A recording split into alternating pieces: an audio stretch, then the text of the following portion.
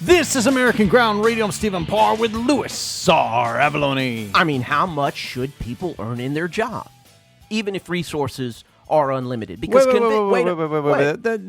That's a loaded question. It depends upon what you do as to how. Not everybody should earn the same amount because not everybody does the same thing. Don't you believe in a livable wage? Sure I do, but I also believe in what you earn should be based upon what you give. The Beatles had a song, "The love you receive is equal to the love you give." Yes. Same thing with value. The value you receive should be equal to the value you give. What if those are inextricably linked together? Because conventional wisdom says higher pay produces better results because of greater job satisfaction. You've heard that. Yeah, but I don't buy it.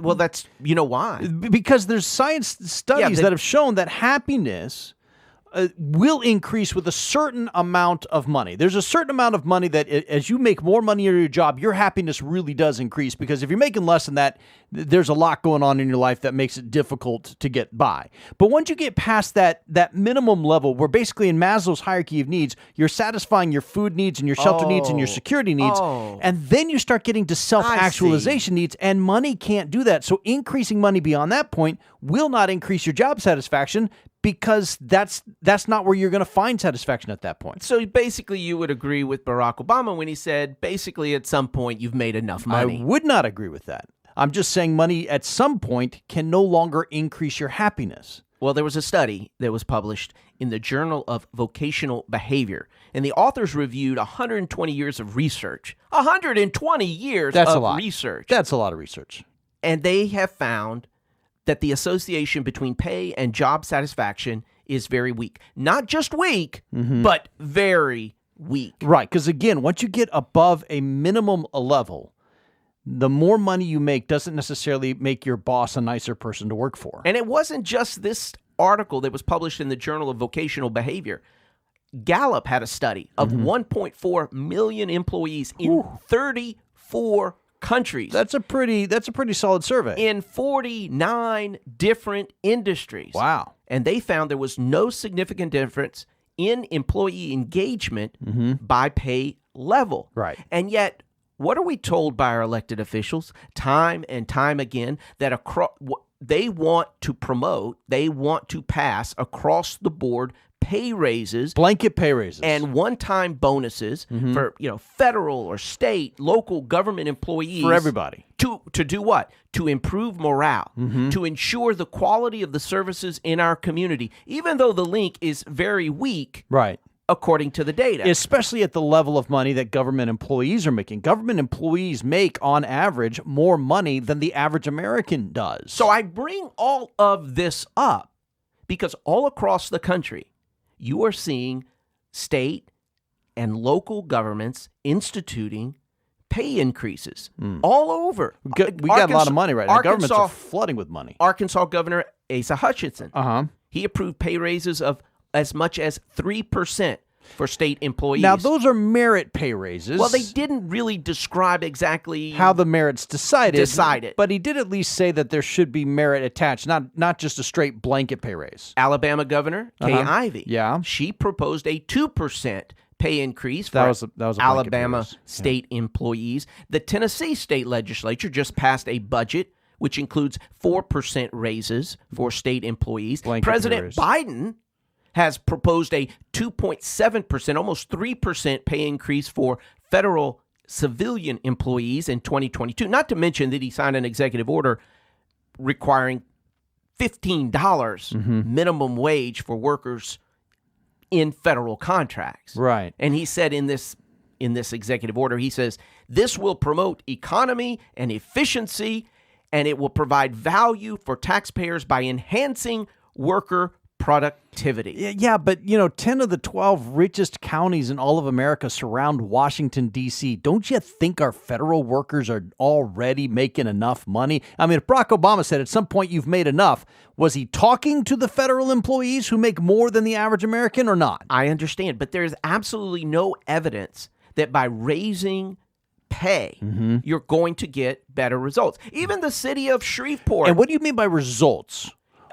In terms of a desired result. Okay. In other words, well, what I'm trying to say there is that if you're running a city or you're running a company, you have more satisfied customers. You have more satisfied citizens with the services that you're providing. In this, if you're a company owner and you say, I'm going to raise what I'm paying my employees because then they're going to bring in more money to my company. It's going to be more valuable to my company if I'm paying my employees. They're going to be more efficient because they're making more money. They've earned this money in my regard. So you make that pay raise, right? Absolutely. If you were running a government, how do you measure whether those employees are more effective at their jobs after you give them the raise? Okay, I started to say even in the city of Shreveport, Louisiana, the mayor there is trying to raise the minimum wage for city employees to $13 an hour. So what are we going to get for that extra money? Well, see, that's what's missing in all of these calls for blanket pay raises across the country. You're not just missing the taxpayer money to do it in the first place, but the lack of any real progress or interest to develop an effective performance appraisal system of government employees and to give honest feedback. Because, see, I don't understand why people don't get it.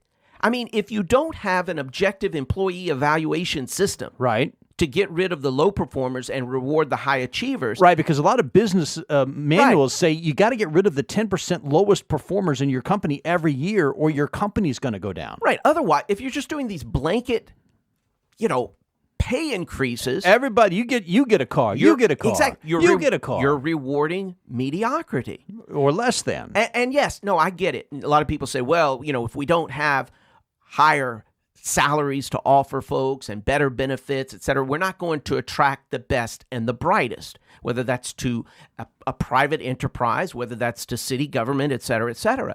I mean, you can hire better people with pay raises and you can attract better job candidates, et cetera. But you still have to deal with those whom you already employ and who simply are not doing the job that needs to be done. Right. And see, here's the other part. Study after study shows retention. You're trying to get the best and the brightest. Right, and you want to keep the best and the brightest. But study after study shows retention of an organization's best and brightest decreases whenever blanket pay raises occur. That's because there's a demoralizing effect on the high achievers in any organizations because they feel like their effort to go above and beyond isn't recognized. It's not worth it. When those who did not go above and beyond got the same reward. Exactly. And you know who's different. You know who in your company puts forth the most effort, and you see the people in your company who don't put the effort in. And when everybody gets the same reward, regardless of effort, why bother putting in more effort? And yet, what do we keep doing? We keep electing the same folks with the same failed ideas. They don't look at the data. What have we been told the last year? Follow the science. Look at the data. But the data says blanket pay raises are a wet blanket on productivity. Let's get to the top 3 things you need to know before tomorrow.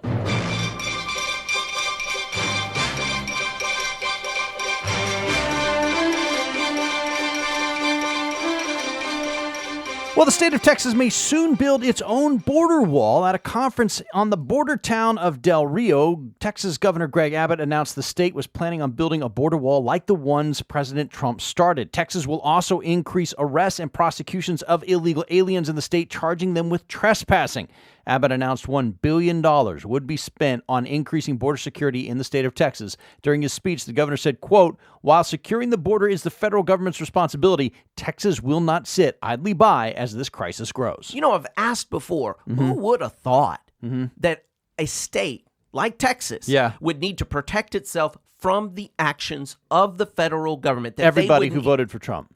No, I'm saying that the state of Texas would need to step in and do the job of the federal government. And then I got to remembering, you know who thought about that? I'm going with the people who voted for Trump. No, I'm going with the founders of this country. Second thing you need to know before tomorrow, the Florida Board of Education banned critical race theory yesterday. The BOE approved a new rule that prevents critical race theory from being taught in Florida classrooms. Instead, the board mandated that American history must be taught on the, quote, universal principles stated in the Declaration of Independence.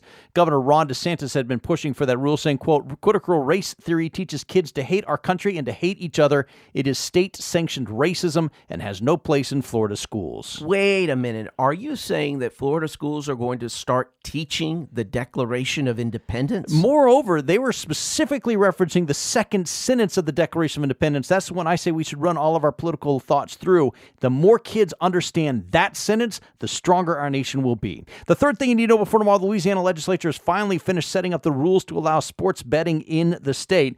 SB 247 allows casinos, racetracks, fantasy sports operators, or video poker establishments to operate sports betting on-site or through a mobile app. The state will take 10% in taxes from on-site betting and 15% taxes in mobile betting. Anyone participating must be over 21 years old, and there is no wagering allowed on high school or college sports. You know, any citizen, if they're smart, they're going to follow the money here, because we're always promised that these schemes are going to benefit education. Sure. It's for the kids. Right. We'll find out eventually. How many times has that worked out?